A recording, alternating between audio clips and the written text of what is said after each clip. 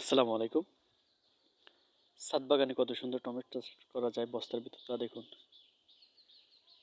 আপনারা যাদের ছাদ বাগানে ফাঁকা জায়গা ফেলে রাখছেন, তো ফেলে না রেখে বস্তার ভিতরে বিভিন্ন ধরনের সবজি চাষ করতে পারবেন 12 মাসই। দেখুন,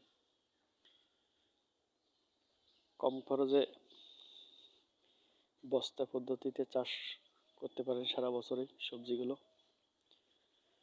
টমেটো, বেগুন, খিরাই, পুঁই শাক, সিম, মিষ্টি কুমড়া, সকল প্রকার সবজিগুলো।